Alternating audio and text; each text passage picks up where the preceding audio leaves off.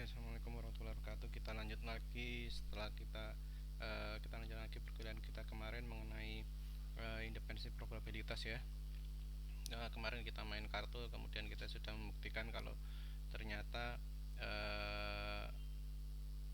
begitu hilangnya satu komponen dalam kartu ini, independensi bisa hilang.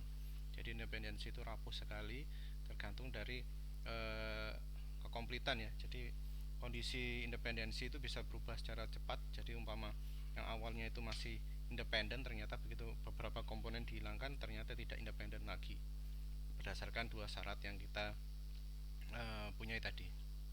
Kita punya, yaitu ini tadi, syarat PA dan B sama dengan PA dikalikan BB, dan PA sama dengan PA bergantung dari B. Nah, kita sekarang lanjut. Nah, ini tadi sudah kita bahas ya kemarin ya, yang sudah syarat Toret.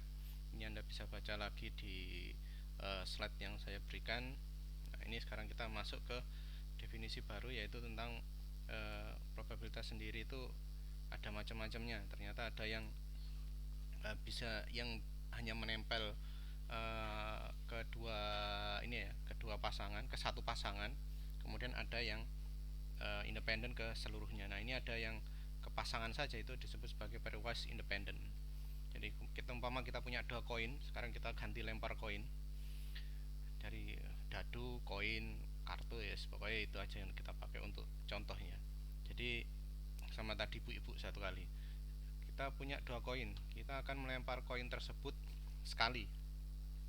Jadi kita bisa mendapatkan 4 komponen, yaitu H dan T dari masing-masing koin ya. Jadi kalau saya punya duit ini, jadi headnya itu ini, headnya, kemudian tailnya. Jadi kalau kita punya dua koin, berarti kita punya, waduh saya nggak punya uang receh ya, itu intinya kita punya dua koin, maka dua koin tersebut kan punya komponen yang sama ya, yaitu head dan tail.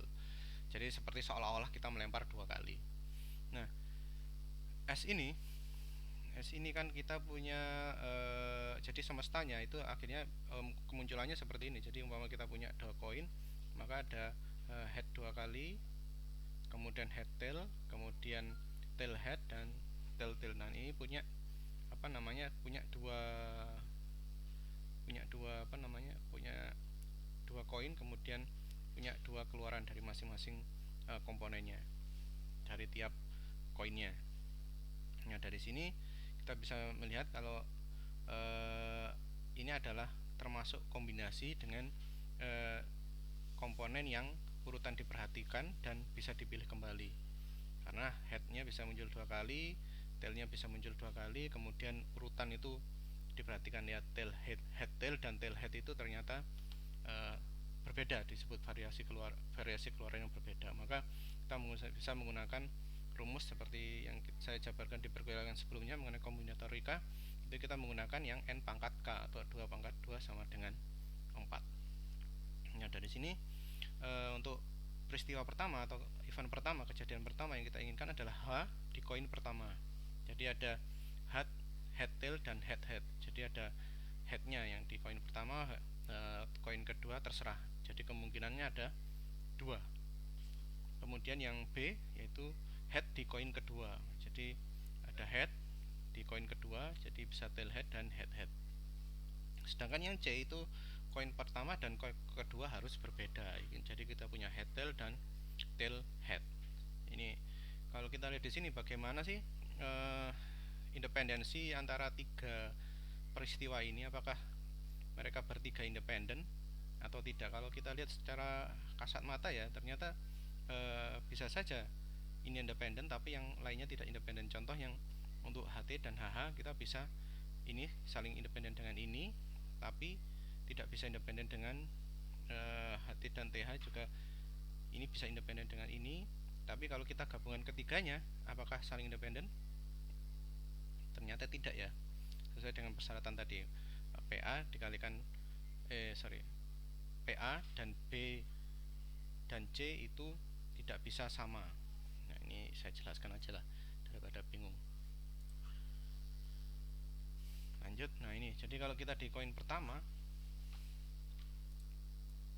nah koin pertama kan ada head tail head head, maka probabilitas A nya adalah setengah ya, karena kemungkinan keluaran tadi ada 4 kan ya. Nah ini ada 2, maka dia adalah setengah, 2/4 setengah. Kemudian yang B juga, B nya ada 2, kemudian semestanya ada 4, maka ada setengah. Kemudian yang C juga itu adalah C nya adalah ada 2, semestanya ada 4, jadi setengah. Jadi semuanya mempunyai semesta yang sama, sehingga mempunyai probabilitas yang sama. PA sama dengan PB sama dengan PC, yaitu setengah.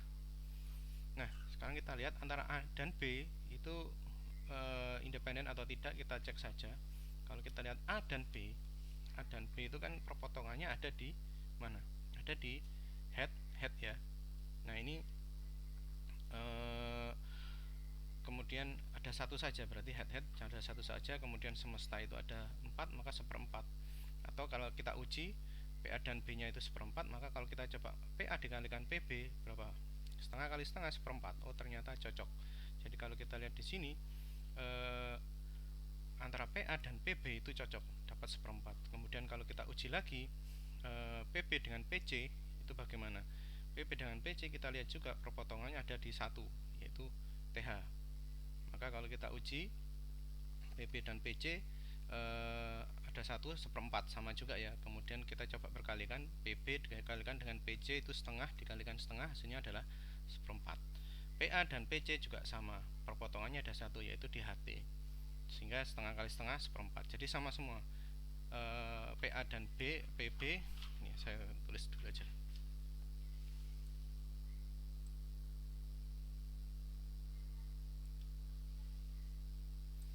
Oke. Jadi kalau di saya stop. Oke, Anda lihat di sini. Jadi PA itu adalah setengah ya, karena komponennya adalah dari crash A sama crash S. A nya ada 2, S nya ada 4. Dan A itu adalah di apa? A adalah HT dan HH. HT dan HH. Sedangkan yang B untuk A nya, kemudian yang B itu sama dengan setengah juga. Untuk himpunannya adalah TH dan HH, tail head dan head head. Kemudian yang C itu sama dengan setengah, karena dia ada tail head dan head tail. Nah kalau kita lihat di sini, ternyata A dan B itu adalah apa? Perpotongan dari himpunan A dan B itu adalah head head, dan A dan B itu dia sama di sini, yaitu di head head. P, A dan B itu sama dengan 1 ya, karena cuma 1 bandingkan dengan semestanya 4, berarti 1/4. Kemudian kalau A dengan C kita uji, maka perpotongannya ada di mana? A dengan C perpotongannya adalah ada di HT ya, di sini ya. T, maka dia ada di HT. Jadi sama, PA dan C itu sama dengan 1/4.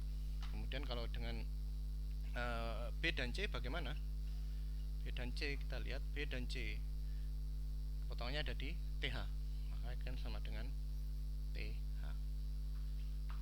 P, probabilitas dari perpotongan B dan C itu sama dengan 1/4 juga. Nah ini semua memenuhi. Jadi karena ini sama setengah, itu kita lihat bahwa ini sama semua dengan PA dikalikan PB. Kalau yang ini adalah PA dikalikan PC. Kemudian kalau yang ini PB kalikan PC.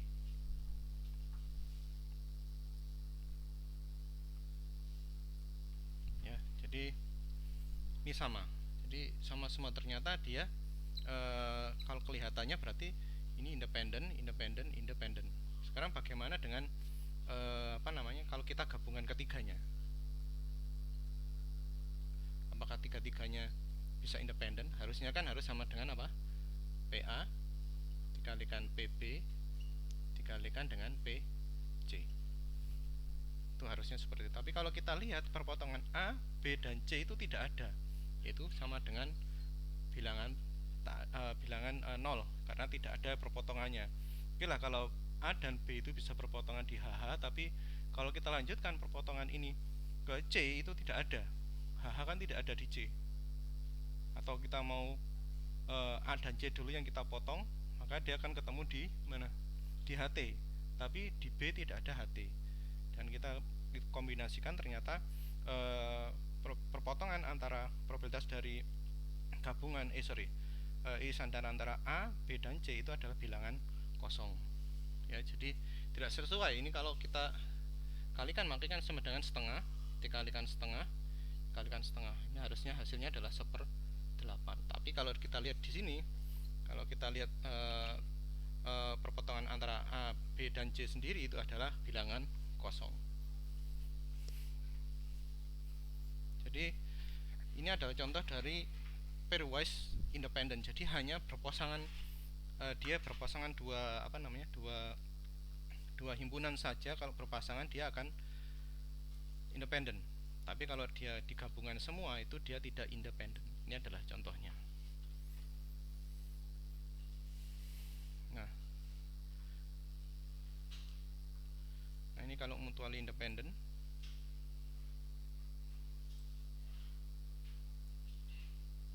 Kalau mutually yang tadi itu kan pairwise independent, yaitu dengan kombinasinya tadi A dengan B, A dengan C, B dengan C itu dia independen. Tapi kalau begitu digabungkan ternyata dia tidak memenuhi syarat ini. Maka yang tadi, kasus yang tadi itu disebut sebagai mutually pairwise independent. Kalau dia memenuhi syarat ini dia disebut sebagai mutually independent. Jadi beda ya. Kalau pairwise dia independen kalau dipasangkan dua saja. Jadi dua himpunan dipasangkan dia bisa independen, tapi begitu semua himpunan itu dipasangkan ternyata tidak independen. Ini seperti apa ya? Jadi ingat ini. Jadi ingat OFDM saya. Oke, A dan BC. Nah, ini syaratnya kalau untuk mutually independent untuk probabilitas A1, A2 sampai AK itu sama dengan probabilitas A1, A2 sampai AK. Ini kalau Anda kalikan semua itu sama. Itu disebut mutually independent. Ini kok sampai 3 kenapa Pak? Ya ini kan A1, A2 ini 3. Berarti kan paling kecil 2. Sorry, paling kecil adalah 3 ya, karena ini sudah ada A1 dan A2 nya. Oke, ini nanti materi yang cukup ini apa namanya, filosofis lah. Ini saya berikan recall-nya dulu. Nanti kita akan bicara mengenai p-value dan e-value. Ada video bagus kalau Anda nyari di YouTube mengenai ini ya, p-value dan e-value. Kata kuncinya veritasium. Coba Anda cari veritasium p-value. Ini menjelaskan bagaimana metode penelitian itu dilakukan, sehingga ini metode yang cukup cukup mendasar bagaimana suatu teori itu dibuktikan. Nah, ini ternyata bisa dilihat dari teori probabilitas. Oke, tapi ini sudah 14 menit. Ini Anda baca dulu aja. Ini akan saya jelaskan di video saya yang berikutnya.